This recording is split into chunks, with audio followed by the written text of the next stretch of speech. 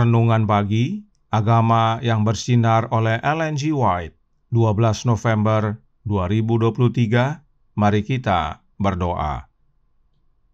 Bapa kami yang di sorga, Allah pencipta langit dan bumi, laut dan segala isinya, Allah yang maha besar, maha kuasa, sumber segalanya, yang kami sembah selalu melalui anak-Mu yang tunggal, Yesus Kristus.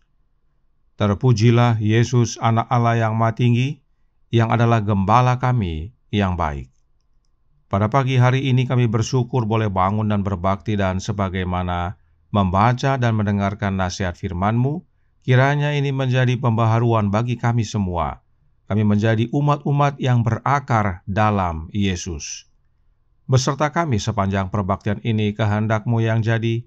Ampun kami akan dosa dan salah, karena kami berdoa hanya dalam nama anak Allah yang tunggal, Yesus Kristus, yang adalah Tuhan dan Juru Selamat kami. Amin. Renungan hari ini akan dibacakan oleh Ibu Vera Mandang. Kepada Ibu Vera, kami persilahkan. Selamat pagi. Bacaan renungan pagi hari ini berjudul, Tetapi berakarlah untuk menanggung pencobaan dan penggodaan. Diambil dari ayat inti, Matius 13 ayat 20 dan 21, yang berbunyi, Benih yang ditaburkan di tanah yang berbatu-batu, ialah orang yang mendengar firman itu, dan segera menerimanya dengan gembira. Tetapi ia tidak berakar dan tahan sebentar saja. Apabila datang penindasan atau penganiayaan karena firman itu, orang itu pun segera murtad. Bukan karena manusia menerima firman dengan segera, atau karena mereka bersuka cita di dalamnya, sehingga mereka murtad. Begitu Matius mendengar panggilan Juru Selamat, ia segera bangkit, meninggalkan semuanya dan mengikut Dia. Begitu firman ilahi masuk ke dalam hati kita, Allah ingin agar kita menerimanya dan memang benar menerimanya dengan gembira. Ada sukacita di surga karena satu orang berdosa yang bertobat. Dan ada sukacita di dalam jiwa yang percaya kepada Kristus. Tetapi mereka yang dalam perumpamaan dikatakan menerima firman dengan segera, tidak memperhitungkan akibatnya. Mereka tidak mempertimbangkan apa yang firman Allah tuntut dari mereka. Mereka tidak menghadapinya secara langsung dengan seluruh kebiasaan hidup mereka dan menyerahkan diri sepenuhnya kepada kendalinya. Banyak orang menerima Injil sebagai jalan keluar dari penderitaan, bukannya sebagai kelepasan dari dosa. Mereka bergembira sesaat karena mereka mengira bahwa agama akan membebaskan mereka dari kesulitan dan cobaan. Meskipun hidup mereka berjalan dengan lancar, mereka mungkin terlihat sebagai orang Kristen yang konsisten. Namun mereka jatuh di bawah ujian godaan yang membara. Mereka tidak dapat menerima celaan demi Kristus. Ketika firman Allah menunjukkan beberapa dosa yang disayangi atau menuntut penyangkalan diri atau pengorbanan, mereka tersinggung. Mereka melihat pada ketidaknyamanan dan pencobaan saat ini kemudian melupakan kenyataan kekal. Diambil dari Christ Object Lessons halaman 46-48. Demikian bacaan renungan pagi hari ini. Tuhan Yesus memberkati. Terima kasih atas penata layanan Ibu Vera. Tuhan Yesus memberkati. Selamat pagi saudaraku dalam Tuhan. Renungan hari ini berbicara tentang kondisi tanah yang berbatu. Benih itu tumbuh dengan segera, tetapi akarnya tidak dapat menembusi batu untuk mendapatkan makanan demi memelihara pertumbuhannya, dan tidak lama kemudian mati. Itu sebabnya Roh Nubuat berkata dalam Christ Object Lessons halaman 46 paragraf 3. Golongan ini mudah diyakinkan dan tampak sebagai orang-orang yang cerdas, namun mereka hanya menganut agama yang dangkal. Mereka tidak berakar dalam dan kuat. Mengapa mereka beragama dangkal dan mengapa akar mereka tidak dalam? Christ Object Lessons halaman 47 paragraf 1 melanjutkan. Namun para pendengar yang digambarkan dengan tanah berbatu-batu bergantung pada diri sendiri dan bukan pada Kristus. Mereka percaya pada perbuatan baik dan dorongan hati mereka yang baik dan kuat pada kebenaran mereka sendiri. Mereka tidak kuat di dalam Tuhan dan di dalam kekuatan kuasa-Nya. Orang seperti itu tidak berakar dan tahan sebentar saja, sebab dia tidak terhubung dengan Kristus. Inilah gambaran para pendengar yang hatinya berbatu-batu. Mereka mudah diyakinkan akan kebenaran, tetapi tidak berakar, sebab mereka andalkan diri dan bukan Yesus. Apabila penindasan dan aniaya melanda oleh karena firman itu, maka mereka segera murtad. Kenapa? Karena Christ Object Lessons halaman 48 paragraf 1 berkata, banyak orang yang mengaku menyembah Allah tetapi tidak mempunyai pengetahuan yang telah teruji tentang Dia.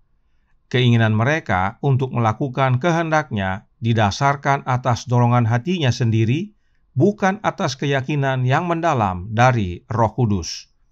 Kelakuan mereka tidak disesuaikan dengan hukum Allah. Mereka mengaku menerima Kristus sebagai juru selamat mereka, tetapi mereka tidak percaya bahwa Ia akan memberikan kepada mereka kuasa untuk mengalahkan dosa-dosa mereka. Mereka tidak mempunyai hubungan pribadi dengan juru selamat yang hidup.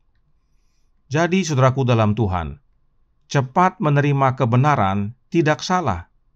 Yang menjadi masalah adalah apakah kita berakar dalam Yesus atau tidak.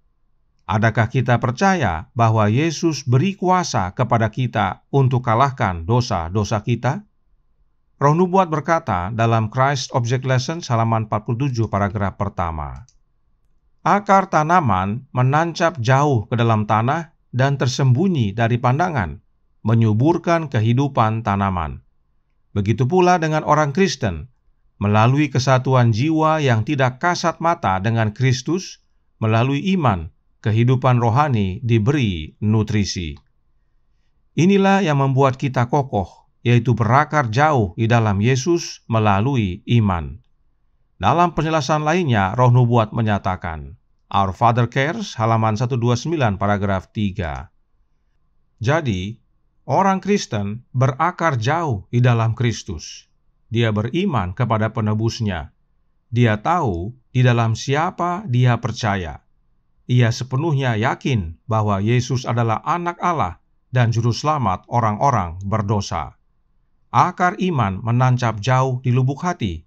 Orang-orang Kristen yang sejati, seperti pohon aras di Lebanon, tidak tumbuh di permukaan tanah yang lunak, namun berakar di dalam Allah, terpaku pada celah-celah gunung batu.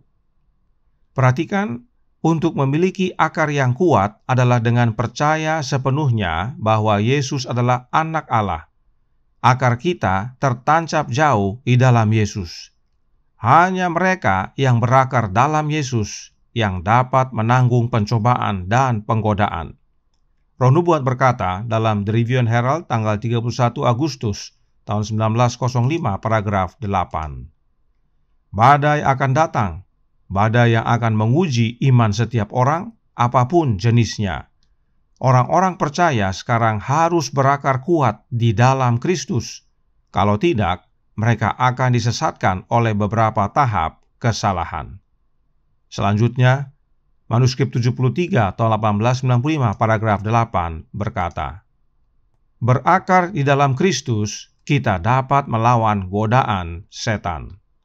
Karenanya jelas, saudaraku dalam Tuhan, untuk dapat menghadapi pencobaan dan penggodaan, kita harus berakar dalam Yesus.